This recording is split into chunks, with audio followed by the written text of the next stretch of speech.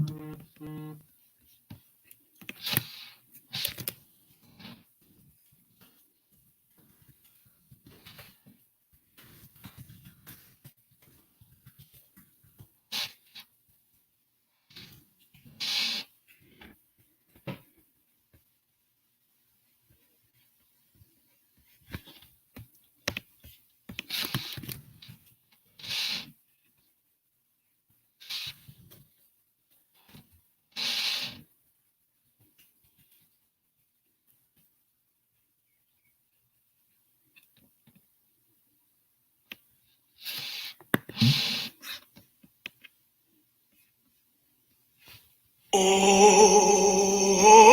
freedom. Oh, freedom. Oh, freedom over me. And before I'll be a slave, I'll be buried in my grave and go home to my Lord and be free. Oh, freedom. Oh, freedom. Freedom. Oh, freedom. Oh, freedom. Over me. Over me. Yeah. Before I be a slave, I'll be buried in my own grave and go home to my Lord and be free. No more weeping, don't you know? No more weeping.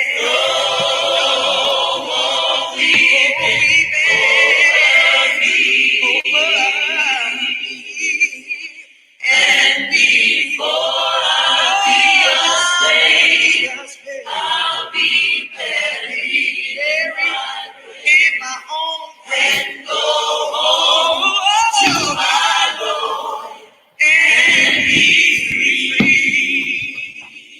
Oh, freedom.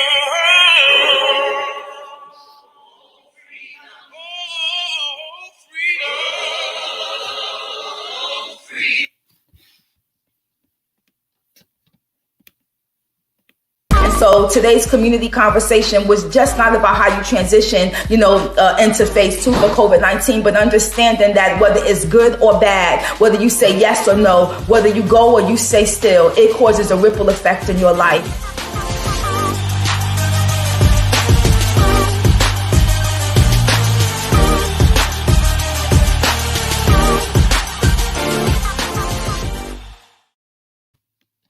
Good morning. Welcome to Coffee and Community Conversation with PKO. It is lit. I am excited.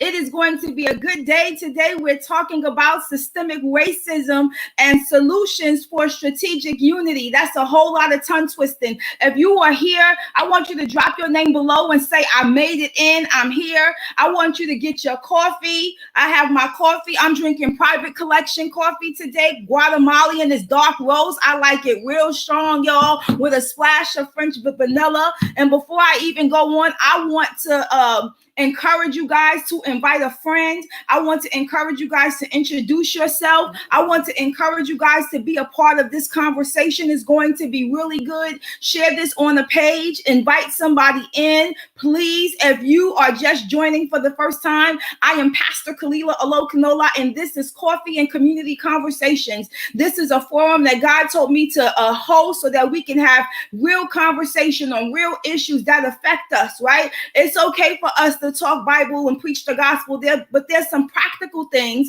that we have to do to affect marketplace as well. Come on, somebody, I'm talking good already. So we have Shakira here, we have Linda here, we have Kira in the house, we have Kim that's in the house, we have Davina that's in the house. If you're here, would you say I'm here below? I want to welcome you by name. I'm excited about this thing. I'm excited because we're going through a time in our country and even in our community in Wilmington, North Carolina, where we are faced with systemic racism. And we have to, continue the conversations, but we also have to come up with solutions for strategic unity, right? And strategic unity means that there's a plan that's put in place that it doesn't just include one person, but it includes a myriad of things that's combined for us to create the solution to make the change, right? Miss Wanda says she's here. Thank you for joining me, right?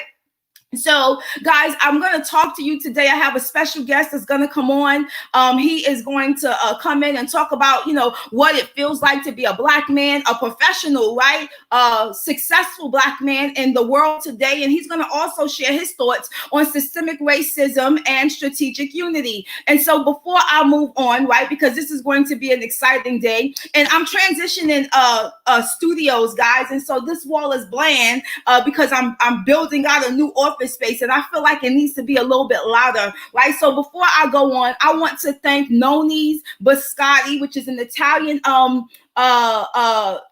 inspired company that have jumped on board to sponsor Coffee and Community Conversations. So if you are watching today and you hit me in my inbox, you will receive a package courtesy of Noni Biscotti. They have pistachio, original, chocolate, right? And mango and coconut. It's amazing how when people see what you're doing and they want to support you, they jump in and they do it. And so if you're watching today on Coffee and Community Conversation, I want you to shoot me an inbox, and I'm going to go ahead and shoot you a package from Noni Biscotti, an Italian-inspired company, right, that makes thin addictive so that you can eat. It's based off of family traditions. It's healthy, and it goes perfect with the coffee. Come through. I see Murph just jumped on. So look, guys, systemic racism and strategic unity. Let's talk about systemic racism first. It's a conversation that we don't want to have, that we really don't want to speak about, but we are going to talk about it today. And so I want you to feel comfortable with the community question that I'm going to kick off. The community question comes in from somebody all the way in Long Island. Her question is, what happened with the officers in Wilmington, North Carolina? If you're in Wilmington and you're here, you need to say, oh, snap. Somebody all the way from Long Island sent me a message, an inbox, and asked me what happened with the officers in Wilmington, North Carolina. How had they been under force for so long and had never been in trouble? There were no signs, and just this one moment they were recorded spurring racial slurs, threatening to kill magistrates, and threatening to start a war in the community, right, that we live in. And these are people, listen, I'm going to keep it all the way 100 with y'all. These were people that took an oath to protect and serve. Let's be mindful of that. These were people in uniform. These were people that we depended on to protect our city, to protect our country. But there was something in them that came out of them, and they got caught doing it. I'm talking to you good already in this Coffee and Community Conversation with PKO. I'm saying that those things that we just saw hurt us, right? It didn't just hurt us, right? For some of us who may have known the individuals that this happened to, or may have had an encounter, it hurt you in a different way, right? It discouraged you because you begin to think to yourself, if I can't trust the people who have been entrusted to protect me, who can I trust? But today I want to talk to you guys, number one, about your perspective, that we can't find the whole industry guilty because of what these three individuals did. But what it showed me is that systemic racism is real, and that it's in institutions, it's in industries, it's in corporate America, it's in schools, it's in colleges, it's in conferences, it's in museums, right? It's everywhere. You may have found yourself as an African American being passed over or pushed over for a role that your white counterpart, who didn't have as much skills as you, received, right? And so today I want to talk about that, and I want to be realistic about it, because sometimes we don't want to acknowledge where our country is, and the only way we can heal is if we holler out what's really going on. Come on, somebody. The only way we can come up with solutions for strategic unity is if we begin to talk about systemic racism and the effects on the community that we live in, the effects on the communities that a lot of us have grown up in, or the effects that we see on it right now in modern day America, right? To fight racism, racism, we have to stop trying to fix the people in the system, and we have to fix the system that supports racism. That was good right there. Somebody needs to share that or tweet that. Instead of trying to fix the people in the system, we have to fix the system. We have to dismantle the system that supports racism, right? Is anybody with me on that conversation, on that note, right? I think that we have to look again at the system that we all have become a part of. We have to look again at the system and the way it's been structured. It's not okay to do certain things. It's not okay to say certain things. It's not okay to engage in certain behaviors. It's not okay for you to judge a Black man by the color of his skin, the style of his hair, or the makeup of his clothes. Did I say something right now to somebody? Are you listening to me? Do you hear me? Right? It's not okay. It's not okay for you to judge me when I walk in the store if I have locks, right? If my hair is colored a different way, if I'm wearing a shirt that's loud, right, and that has graffiti writing on it. By nature and culture, as African American people, we are creative, and we are we're not boastful, but we are expressive, and it comes out in our clothes. It comes out in the things that we say. It comes out in how we dress. Y'all will see me with big white frames on and chunky earrings and jewelry and a loud shirt. And people may look at that and classify me and label me as a certain way because they don't understand the culture that they're pointing the finger at. I'm speaking to somebody today. They don't understand the upbringing. They don't understand what you've learned and who you are. They don't get to know the person, right? They just get to know the perception based on the stereotype that society has created in modern day America. Am I talking good right now? Davina said that she read about the officers.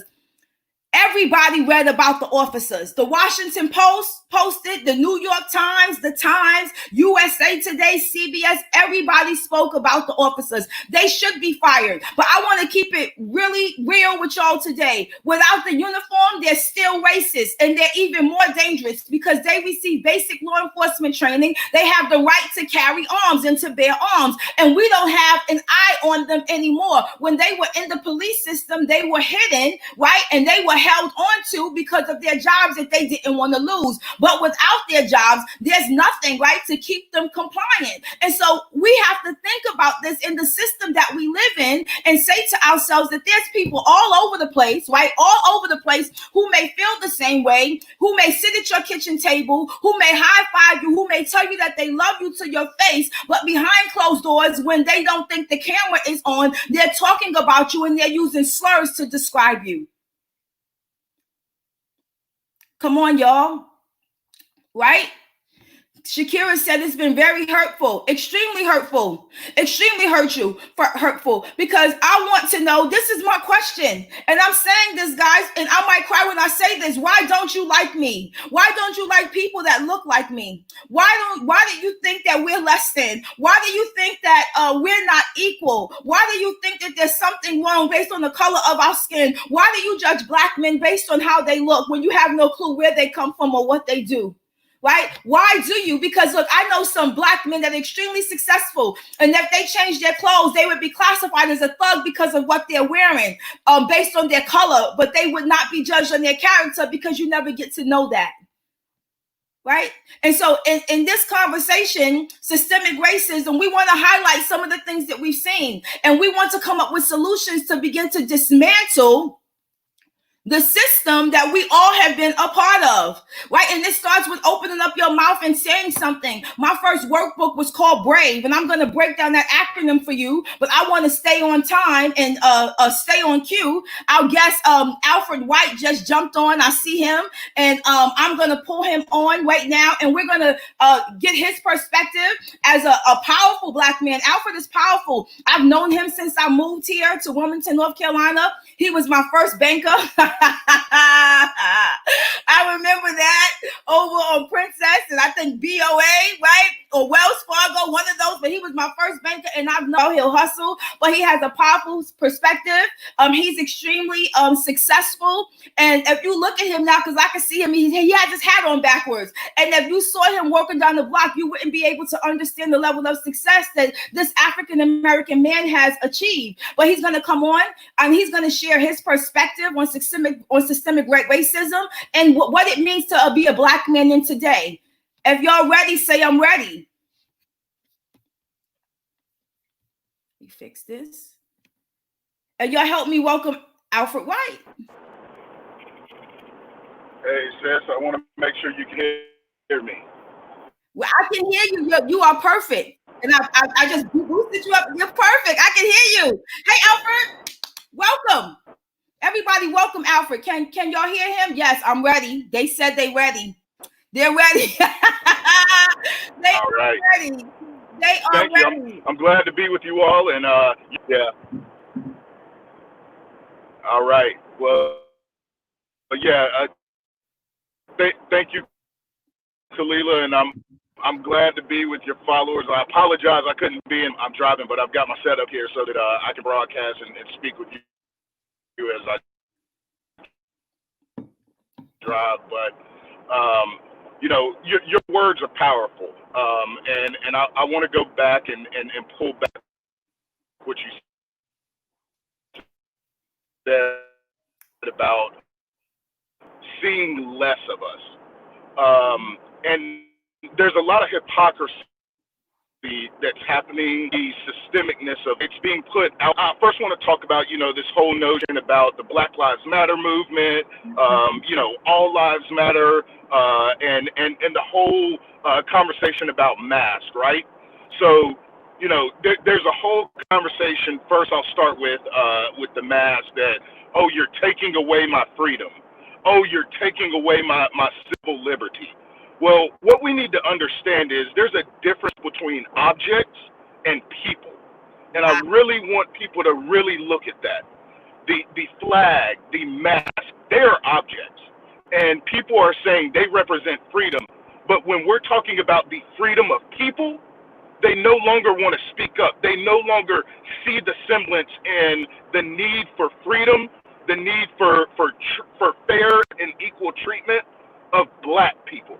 And that's why there is a Black Lives Matter. And this is not some conspiracy. You need to step away from social media, step away from the news, and think about who you may know that is Black. And it's two Black people right now, Kalila and myself. We wake up every day living Black. We're proud of that, but with that comes awesome responsibility. And a lot of that responsibility is our accountability to keep ourselves and our loved ones safe while living Black. And it becomes a struggle. And, you know, the whole Black Lives Matter movement, and this is why I say we need to step away. It's hypocrisy in the notion that people say all lives matter. They do. And that's why we're saying Black Lives Matter, because every time that a Black life gets brought up, everyone turns away. Everyone turns the shoulder. They won't speak up. They won't shout out. They won't fight for Black lives. So Black lives in this moment, they do matter, and they matter the most because we are at a civil unrest. And so we need everyone to value us. We need everyone to see that Black lives do matter, but don't get watered down with all the other stuff. We're not asking for a lot. All that we're asking for is fair and equal treatment in every aspect of daily life, in dealings with cops and police, in dealings in the judicial system, in healthcare, things that a lot of people get to take for granted and don't have to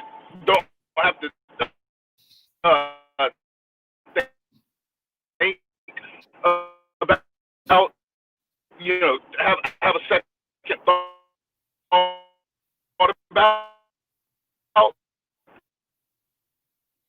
You're breaking up some. To live, and that's all we're asking for. That's right. Did I break up? Yeah, you broke up a little bit, but what you said, I highlighted something that you said I think is really powerful. You said all we're asking for is fair and equal treatment. That's powerful. We're not asking for any more. And we're not going to take any less. We just want fair and equal treatment because, I mean, we suffered through this. I try to tell people that this is not the first, time that there's been a brush with police brutality that ended in death, right? I remember back in 1991 when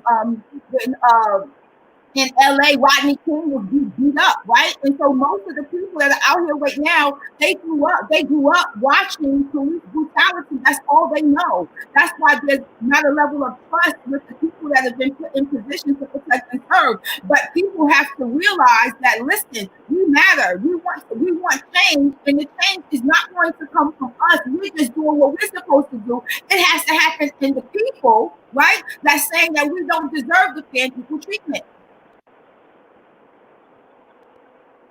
100%, sis. I mean, it's very simple when you really think about it in the most simplest form. And I'll point back to the point where I broke up. We're just asking to live. We just want to live and not have fear, not have the feelings of oppression, not have the feelings of injustice. We just want to know that, and quite frankly, a lot of people don't understand that for us, the systemicness of it is when I look back on my family history with the knowledge that I had ancestors who were slaves, who built this country, and nobody sees that of value in my life, that my ancestors helped build this country that you pridefully call America, that I still toil and struggle. When I was at the bank, I got passed over for promotions. It was because I was black. Let's just call it for what it is. I've had interactions with cops. I drive a BMW. A cop pulled me over in Wilmington, North Carolina on Martin Luther King Parkway, and the first words out of his mouth were not, "Hey, how are you doing, sir?" They were, "Is this your car?" Oh, my God. Is this your car? Oh. So it's real. And for anyone who doesn't think that it's real, for anyone who does not think that we are truly dealing with civil unrest, you need to wake up. Yes, I agree.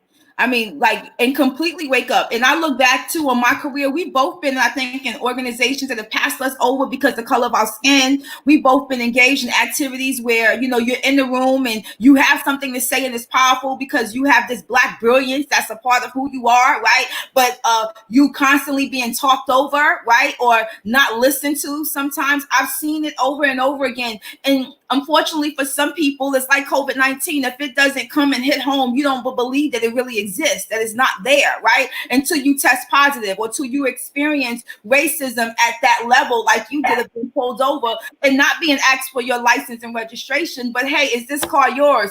Whose car would it be? I'm driving it, right? Right. And right. So, and that's what I mean. And looking at you right now, Al, some of the people on here know you. They know who you are. Courtney said hello. Courtney Wilkes said hi. But looking at you now, I've seen you crazy sharp in suits for work, showing up like I'm in the room. But if you walk in the room with your hat to the back right now with your t-shirt on, and you pull up in the BMW, the first thing that you're going to be stereotyped as is a drug dealer or somebody that is not doing anything positive, because in the minds of some individuals, they never believe that Black people can achieve a level of success, especially in a town like Wilmington where African Americans make up the minority and we are not the majority. That's why people get educated at UNCW and they leave the city, because they're looking not just for jobs and opportunity, but they're looking for equality in opportunity. And we don't offer that in Wilmington. Yeah. So guys, do you have any questions for Al? I want you to drop them below. Drop a question for him. He's willing to answer questions, but we got to let him go. He's driving. Kira said, the story of my life at work, talked over, ignore that at times. Thank you, Kira, for sharing that. I'm going to throw your quote up on the screen. Kim said equal treatment. Shonda said equality. Keep your pity. Oh, Lord. Kim said, good morning, Al. Morning, Miss Kim. Yeah, Kim said keeping safe is my priority. Shanda said whatever you just said was good. It was just good. She said it was good. You guys got any questions for Al? Because I have a question for him before I let him go. So if you don't have it, I got it for him. So Al, look, you've been in Wilmington for a long time, right? Is it all your life? Since 2005, as soon as I graduated college, I moved to Wilmington. Okay, so I'm going to hold off my question. Shakira just asked, what is the advice you would give to our white allies to help support? Yeah, that is a great question, and to be frank with you, there's a lot, and it comes in different ways. There's so many ways that our white allies can contribute, and I'll just unpack a couple. There's a lot of stuff going on social media. If they can help deflect it and ensure that our message, the greater message about Black people, is not getting watered down, and help fight that and advocate for that message. In their own circles, when they hear or they see, they need to help protect us. So they've got to speak up and step up. And then last, just help with the education, right? There are still so many people who just don't understand, and educate yourself as a white ally, and then help educate others, because what I found is the ignorance is so strong. And I'll give an example. I had a former white coworker. Her husband follows me on social media, and I posted something, and he automatically, as a white male, went to jump in and say, "Oh, bro, you're part of this whole scam." And I said, "Hold on, pump your brakes. Let me not get enraged and really go off on you. Let me educate you and let me talk to you." And by the time that I did, he said, "I see things differently now, and I'm with you." And I'll just be quite frank. I don't know, Kalila, what your total audience is, but the greatest threat to us getting fair and equal treatment, and I'm just going to say it, is white males. So we need to dismantle the mental thought, the ignorance that white men have, and then we are truly going to have opportunity. And so the greatest thing that a white ally can do is to break down the ignorance and the cognitive dissonance that these white men have, that they are so supreme, because those days are over. So good. So good. So good. Davina said in comment, I've had to work 3 times as hard to be respected in the system built to teach our kids by those who don't look like them. Oh, don't get me started there. Yeah, that's a whole other. We got to do a whole broadcast. We're going to do a series. Alfred and I are going to talk, and we're going to do a series. Maybe we can offer you guys some education. Maybe we'll do a series. Him and I are going to talk offline, but that's good. That is, oh man, that's so good. Yeah. Kira says she feels this 1,000%. And Shakira said, thank you for your answer. So Al, I have one question for you before you go, because I know you got to keep going on the road. Sure. You've been here since college, right? And so I'm not going to share your age. So that was probably like, you've been here for 3 years, right? Since college. I'm only joking with you. But I want to know, how did you feel when you read the manuscript that they posted online? And I know with what those police officers were saying, how did it make you feel? Wow.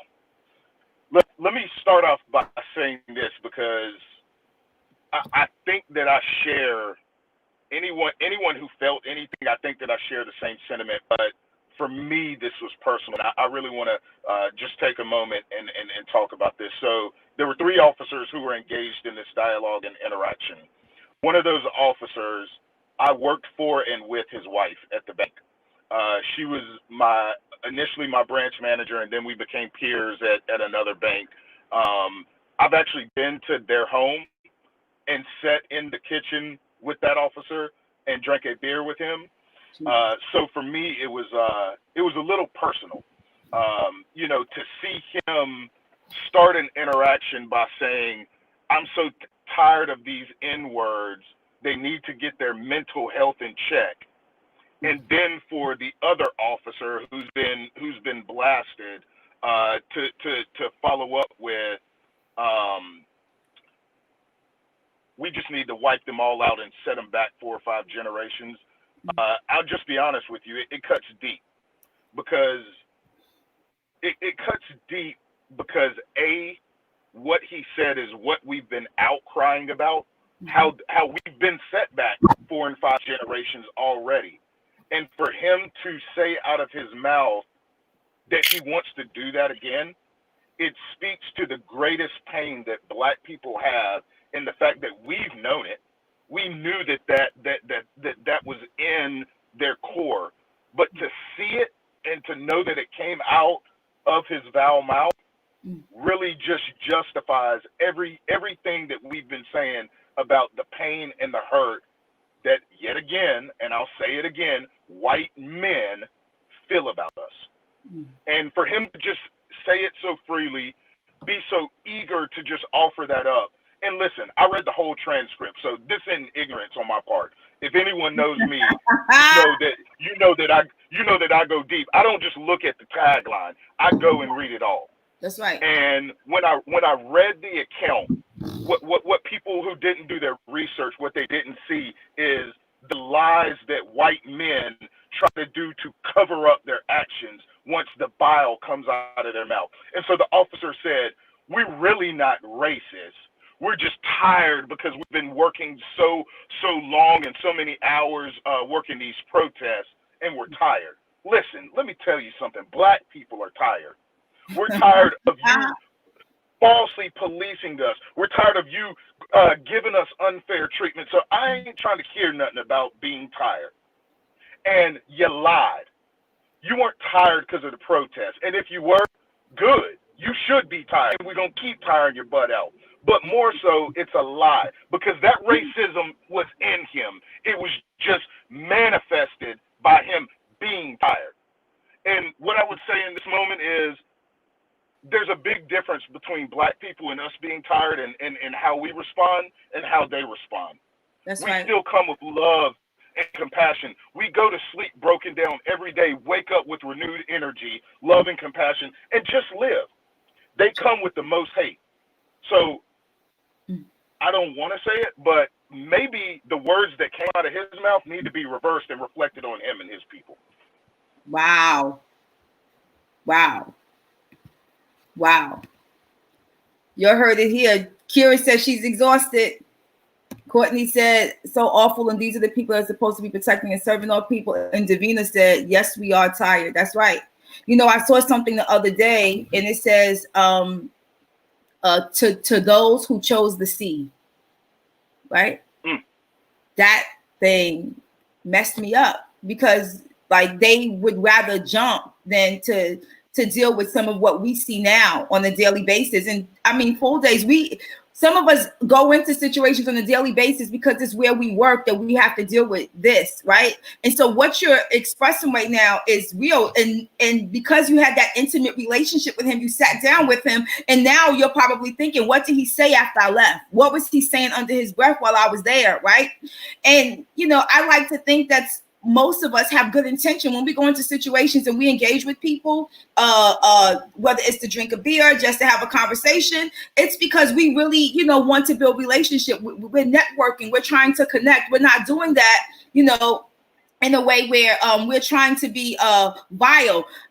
Black people, it's hard for me to fake it. I just don't know what to, you know, like if I don't like you, I'm not going to hang out with you, right? Emma said, one of the greatest strengths brown people have is our family. Do you think if Black men protect their family, women, child, they would respect, understand how much we matter? So Emma, I'm going to take that, right? Because I hear what you're saying, but what's happening in our community back in the before the 1960s, like single mothers was maybe at about 23%.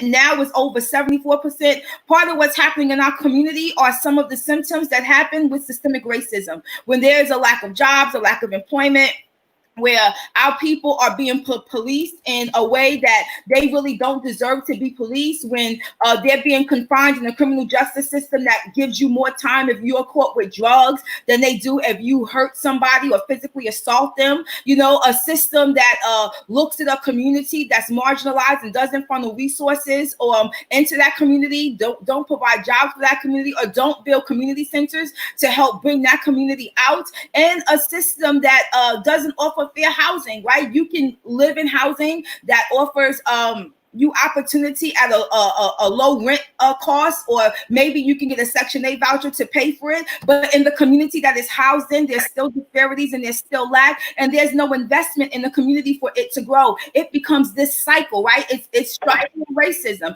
and we have to dismantle that. And so I want to talk to you about that, and that's one of the things we're going to bring up later on. But you're right, like, you know, men do protect their families. And I'm going to, and you may not agree with me, Emma, but I know some people that have sold drugs, not because they wanted to, but because they had to. And once, because they had to, and they thought they had to, because my people perish because of lack of knowledge, because of what you don't know. If you don't know that there's opportunity available for you, or that you can educate yourself because you're confined to a 2-block radius, then you're going to do whatever you were taught in that 2-block radius.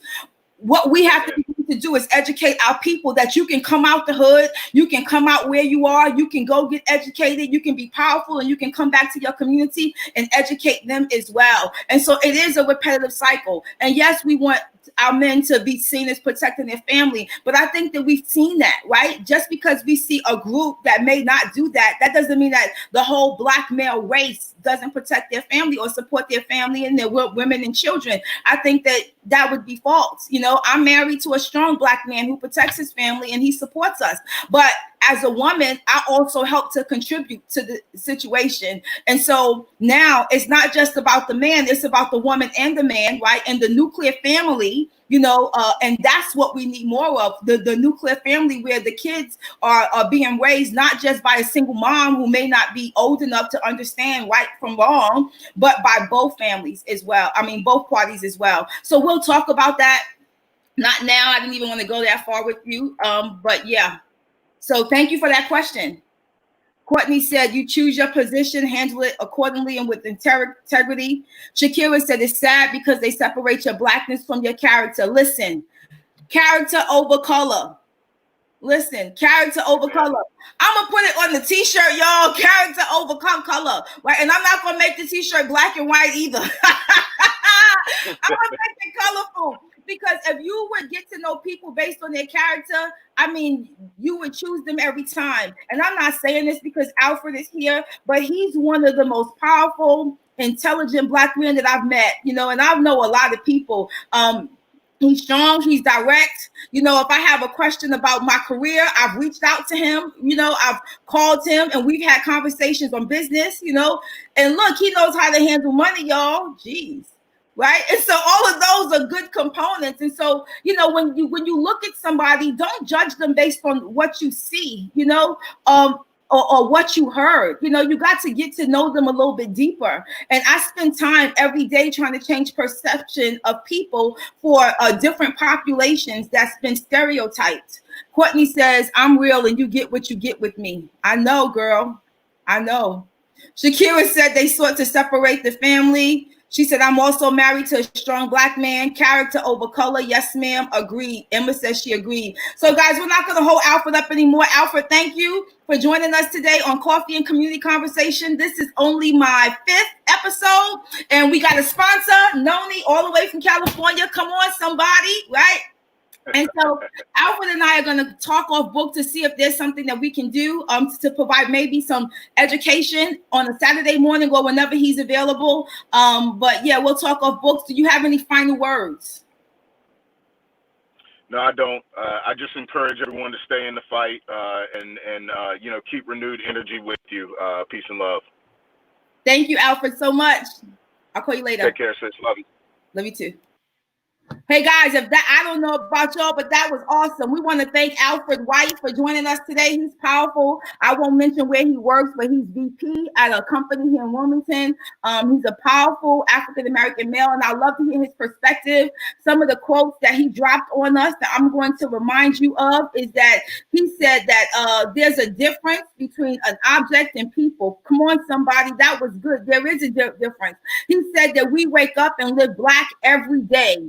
He said, all we are asking for is fair and equal treatment. We don't want any more, and we're not going to accept any less. He said, my ancestors helped build this country. that was a powerful moment for me when you realize that there were hands that belonged to your great grandma and them that actually helped till the land and build some of the buildings that we walk in, right? And there has to be some kind of recognition for that, hard work and hard work. And one of his final statements was, look, regarding the 3 officers who were fired from their jobs here in Wilmington, North Carolina, he said, I drank a beer with him. I drank a beer with him. He said, I sat down and I had a conversation with this man. I drank a beer with him. And then I saw him on the news and I read everything he said. That had to be hurtful. And so I want you guys to understand some of the experiences that African-American men make. Y'all saw Alfred. He had his hat to the back. He said that he drives his BMW. He gets pulled over. They ask him if the car belongs to him. He's successful. He has a great job. He's professional. He's not out acting like a wild child, but you still are classified based on the color of your skin and based on the perception that has been out there because people have been stereotyped. But I told you guys that today we weren't going to just talk about systemic racism. We were going to also talk about solutions for strategic unity. I want you to stay with me as we got just 10 more minutes to go, and we're going to talk about some of the solutions on how we can connect. How can we dismantle systems that we all have been affected by, and how can we make a real change? Starting not just with the group of people, because sometimes we want to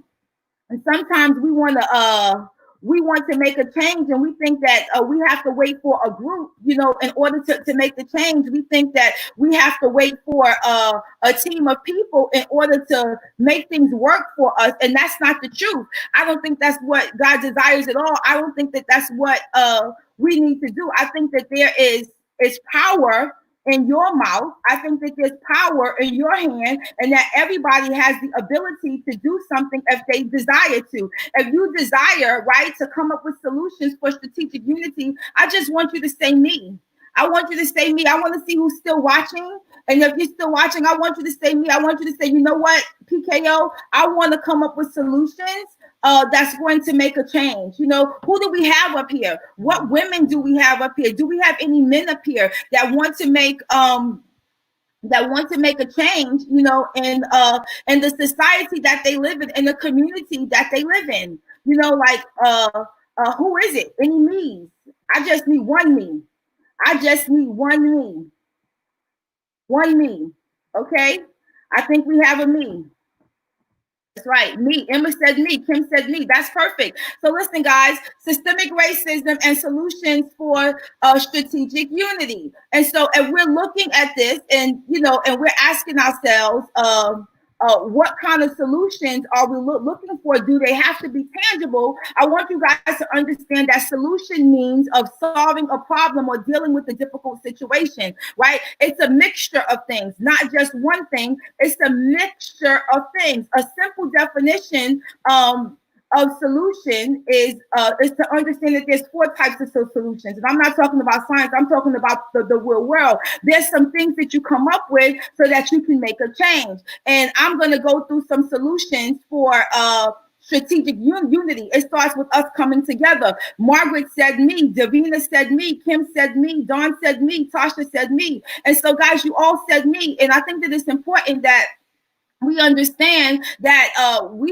when you say me, it's because, you either have experienced racism or somebody that doesn't look like you that you love, right? Because we're choosing character over color right now, not anything else, right? Character over color. And when you begin to understand that that's what you choose and that's what you look for, you desire to make powerful change. You desire to see things move in a powerful way. You desire to want to see things shift right in your life, because you have this thing on the inside of you that says, look, I'm a little bit tired, I want to see things move in a more powerful way, and I want to see things fixed, and I'm tired of the people that I love or that I look up to being hurt. I'm tired of seeing them in situations where they're being talked about or put down because of the color of their skin. I'm tired of seeing, for some of us, it may be our kids. Come on, somebody. I have some friends who who have kids that are mixed, right? And she said it's so hard for her kids sometimes because they have to go through situations where people ask them, are you black or are you white? And listen. If you tell your kids, if somebody asks them that in school, to tell them to come to me. Tell them to come to me, right?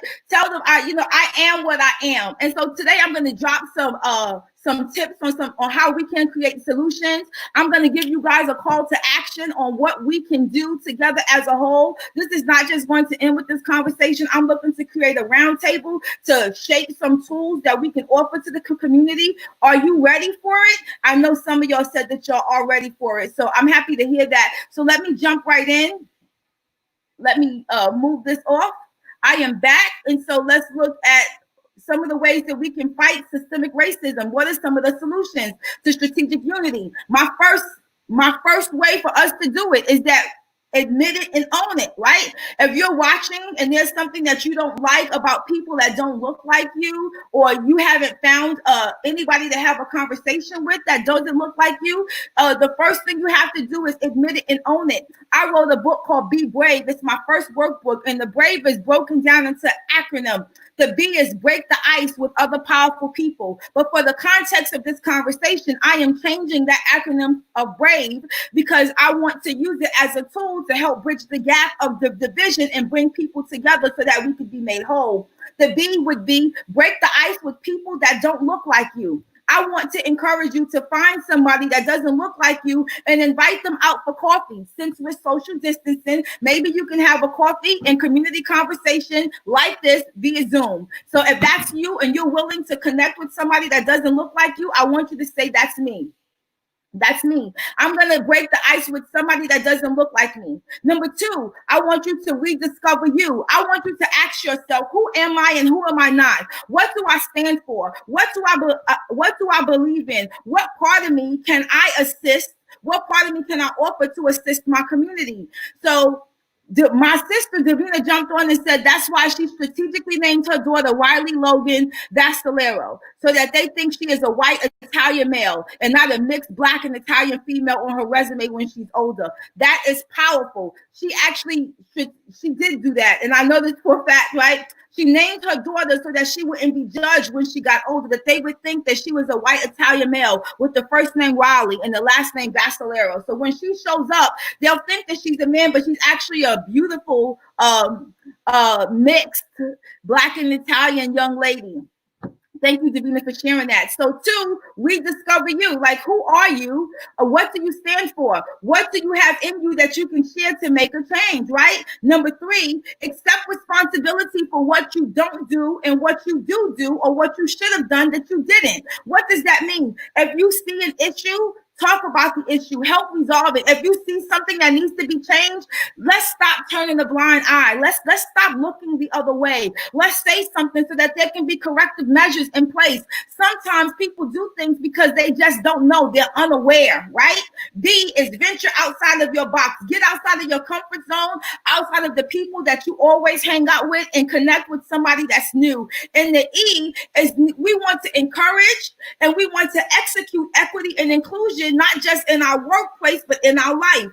We need to have integrated circles. The church has to be integrated with people, not just that look like you, but people that don't look like you, because we learn from each other. My second point, you can put your money where your mouth is. Look, it can come with a cup of coffee for somebody having a conversation, or it can come with a donation to an organization that you know is supportive of something that you're interested in supporting. And there might be this one. You can fight racism with education. This is how I protest. This is how I advocate. This is how I'm contributing. This is my strategy. My solution for strategic unity is to educate people, to bring people of all races and culture together and have a conversation where I can teach them what real equity and inclusion looks like. In companies, we often find that the diversity officer is an African American, and that's the only one in a high level position. But now in today's society, I'm encouraging companies, organizations, cities, and municipalities. So if you're watching and you're from the city of Wilmington, the New Hanover County, or any other city or county, you don't need to just create a diversity, equity, and inclusion department. You need to create a full staffing plan that includes hiring people of diverse backgrounds and not make diversity a program, but you have to be sure that it becomes part of your company culture. Are you still with me? Last one, invest in communities of color. Y'all, we have to get back to our hoods. We have to get back to the places that we grew up in. So many times, and this is for somebody, so many times we make it, we get successful, we get better jobs, we move out our area, and when we move out our area, what we do is that we fail to go back in and support the people who need us most, the people who need to be educated, the people who are looking for opportunity, the people who may not have the same information that we have. How many of you have seen African American people who have been super successful and they just left?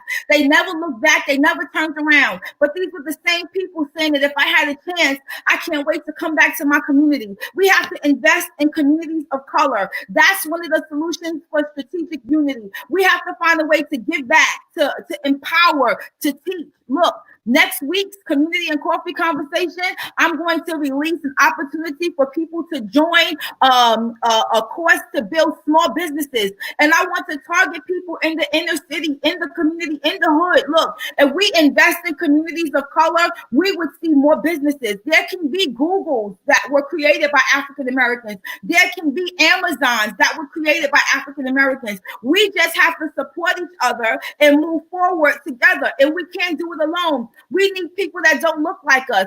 I need Christina Castillo. I need Christy Patari. I need Tasha Green. I need Dawn Bent. I need my white female friends who I know to support some of the things that I'm doing inside the community. Because what we realize is that even though there's systemic racism, right? Even though it exists, that doesn't mean that we have to engage based on what's happening in this country. We understand that we're responsible for making change and that the change has to start with us, that we've seen systems of systemic racism in our community when it comes to housing, when it comes to health, when it comes to education, when it comes to employment, when it comes to community, when it comes to housing, and when it comes to the criminal justice system. This social and economic system that we see that's been in power for so long with race, power, and policy has to be dismantled. And it starts with us coming together and having a conversation solution, investing in our community by giving back. Each one teach one. Go back and have a conversation with somebody that doesn't look like you, or have a conversation with someone that looks like you and give them information they may not have access to. Number three, it starts with you not just going back, but investing in the community. It's okay to donate to things like the Boys and Girls Club or to the YMCA that's inside the community that offer programs that the kids that live there can tap into. It's okay. And it's okay for you to be successful, to move on, but still have a desire to come back and to educate, the neighborhood as a whole. If we want to begin to fight systemic racism, it's not going to start with us just talking. It's going to start with us in action. It's going to start with action. The same way Alpha said our ancestors built this country, we have to build our communities. And we don't do it as slaves. We do it as free people that understand the power that we possess and that we have to make a change, right? The power that we have to share the gospel of better is possible. I'm looking at this list of people on here. My sister, Davina Thrower, is a social worker. She works with high schoolers in the inner city. She's powerful. She has about 3 master's degrees. But when people see you, they don't view you as somebody being educated. And it's time for you to come out your shell, expose who you are, what you're capable of, so that you can go back and you can teach your community. If we can fight racism with education, we would have people that are empowered, people that are encouraged, and it would help us execute on equity and inclusion. Was this good today? Was this good today?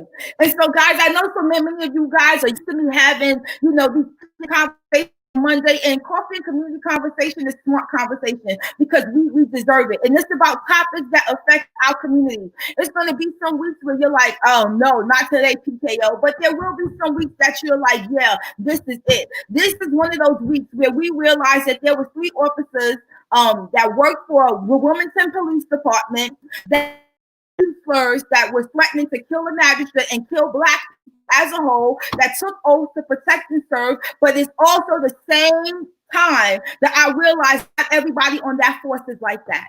That those 3 people, you know, that's their story, but that may not be the story of somebody that's sitting next to them. So I understand that if I want to make a decision or make a change, I can't cast judgment on the whole industry based on other people, because we ask people not to do that to us as African Americans. But I also realize that I can fight racism with education, that I can put my money where my mouth is, that I can invest in communities of color, because why? Our ancestors helped build this country. And if they help build this country, it's up to us to continue to build our community. Was this good? Say something back to me. Was this good? Say something back. Share. I want to hear feedback from you. I want to hear your thoughts on where we are. If you have any solutions that you're working on in your community that you can share with us so that we can implement in our community. Davina said, focus on the solutions and not the problem. Otherwise, you will drive yourself crazy. That's right. That's right. I agree. Any final statements? Final words? It's good. Christina, thank you. Any final statements? Yes, it's good. Yeah, I feel so too. Listen, we live in a society right now that's asking for change. And the problem is that a lot of us, listen to me, are looking for change from people or from things when the change actually has to come from you.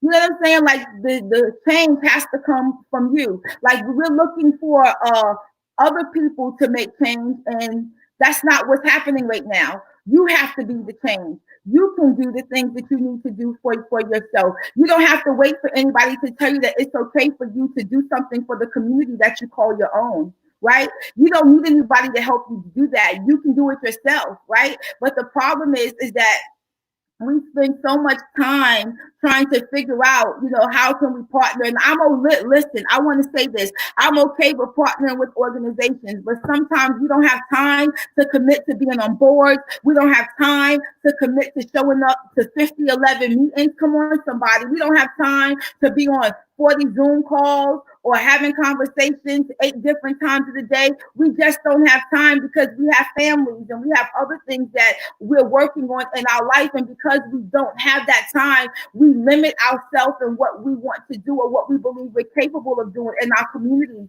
But I want to share with you today that the change that you're looking for can start in you. I think that I saw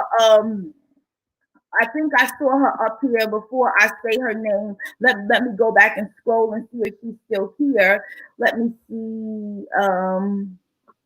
Yep, I see Shakira up here. Shakira is in fitness. I'll never forget the moment she reached out to me and said, I need you to give back to yourself. And if you give back to yourself, you know, you'll feel better about you. And she offered to work out with me in person or even on Zoom so that I could get my health right? Shakira is up here. She may not be able to commit to being a part of a bunch of Zoom calls and a round table for a meeting, but she could definitely jump online and do exercises and teach the African American community or whole on how to be healthy. Do you understand what I'm saying? So everybody has something in them that they can do that can be that can be the change that you're seeking. Everybody has something in them that can make a difference in their now, because we don't want to continue to see systemic racism. We don't want to continue to see situations happen where people are hurt, people are sad, people are discouraged, or we don't want to continue to see situations for those of us that are in Wilmington with headlines like this. 3 police officers fired after they are caught using hate-filled speech. We don't want to see that anymore. We want to move past that. We want to get to a position and in a place where we are a unified community. We are a unified city. And listen, I have so much more to say about the community, but I know I can't hold you guys on all day. But you can be the change. I want to ask you, what are you going to do after the call? What are you going to do after this conversation? What are you going to do to give back? Shakira, make a video. Margaret, go online, and I know that you're in retail. Maybe you want to educate people on how to apply to retail jobs. Davina, go and have a conversation on history. Kim, you're connected to the community. You give back in a powerful way. I've seen what you did after hurricane season for your community and getting funding. What are you going to do if you're watching after this coffee and community conversation? I want you guys to tell me one thing that you're going to do. It can be you're going to educate someone, you're going to have a conversation, you're just going to love on somebody that doesn't look like you. Our friend Sarah is here, and Sarah said, I'm doing my best to listen, to open my ears, to help my community. Sarah, thank you so much. You are powerful. You are brilliant. And let me tell you something. It always starts with listening, because sometimes when we're in the room, we think that we have to have the loudest voice, but sometimes we don't have to say anything. We can just listen. And when we listen, we learn. And when we learn, it helps us lead. And when we lead, right, listen to what I'm saying, it prepares the way for us to actually do something on our own. So what are you going to do after coffee and community conversation? What measures are you going to take? Margaret says, I started with Melaleuca, trying to be healthier and educate. That's right. Educate the community. That's right. That's one of the things that you can do. You can educate your community. That's one of the most powerful things that you can do, because again, the Bible says, my people perish because of lack of knowledge. If you don't know, you don't think you can. So you can fight racism with education. That's a viable solution. Anybody else want to share? Anybody else want to share? So guys, look, I'm going to wait for a few people to share. I'm going to do some housekeeping. I want to thank you for joining me today for Coffee and Community Conversation. We want to thank our guest speaker, Mr. Alfred White, who jumped on and shared some powerful quotes to take away. Let's look back. My ancestors helped build this country. I drank a beer with him. That thing messed me up right there, right? All we're asking for is fair and equal treatment. And we wake up and live Black every day. Those are some powerful quotes from our friend Alfred White. We want to thank him for joining him. And we want to remember some of our solutions. Racism, admit it and own it. Look, put your money where your mouth is. You can fight racism with education. And you can invest in communities of color, right? Those are some of the ways that you can give back. Somebody jumped on, Kim gave me some black hearts. I'll take it. I don't know if that's good or bad, but I appreciate it. And guys, we had this quote that we just threw up called coffee, character over color, right? This was a quotable from last week. I'm going to throw it up on the screen. We put it on t-shirts in a cup, right? I want you guys to check this out. Character over color, right? These are what we're calling coffee and community conversation quotables. Every time there's a quote that people love or that they highlight, we're going to throw this on a shirt. The t-shirt is going to be available starting next week. Character over color is going to be available on the 30th. You can get the t-shirt and the cup for $35 together if you want it. If you're interested, it only comes in this color right now. I haven't done any color, but if you're interested in the t-shirt, character over color, please let me know. You can send the $35 to Kalila Equips on Cash App if you're interested in purchasing one of those t-shirts and the cup that comes with it. The cup will also come with complimentary coffee from our sponsor and Noni Biscotti from our sponsor Noni Biscotti, which is Italian inspired. That's exciting, right, guys? And also, if you're watching today and you exchanged conversation with us and you talked and you shared some things, I want you to do me a favor. I want you to go ahead and email me at Kalila@KalilaLocanoli.com, or you can inbox me and say, hey, I watched the show today, and if you watch the show, I want to make sure that I hook you up. I want to make sure that our sponsors are not sharing things in vain, and that you get an opportunity to jump on board and to receive some of what they are offering, because we appreciate them. And so we want to thank Noni Biscotti. They have pistachio, they have chocolate, they have mango and coconut, and they have original. I'm going to keep it hot with y'all. Like, these are my favorites, so these might not be available. But we want to thank Noni Biscotti. I got to chance to talk to the president of the company himself. These products are sold in places like Publix and Harris Teeter, and we were having a conversation about some of the things that they could do in their company based on the temperature in the community. And I told them what we were doing here, and they jumped on board. They're not the only company.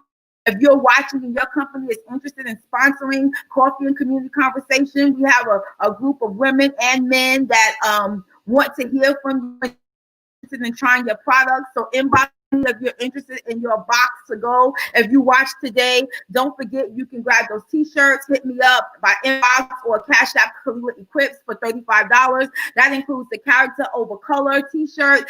Give me your size, and the coffee cup is coming with complimentary coffee and a biscotti snack pack. That is exciting. And today, just to remind you, we talked about systemic racism and solutions for strategic unity. I want you to educate somebody.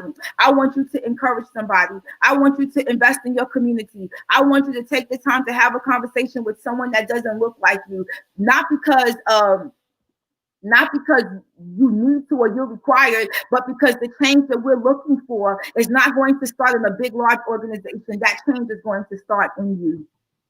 So my name is Kalila Olokanola, PKO for short. I want to thank you for joining me today. I appreciate you. Your feedback is welcome. I look forward to it. Don't forget to meet me on Monday for Brave Lessons at 7 p.m. It's going to be lit. We'll also be releasing more details on our Redesigning the Blueprint Masterclass, which is coming up. I guess I'll throw that up so you guys can see it. We have about 12 women signed up already for our Redesigning the Blueprint Masterclass.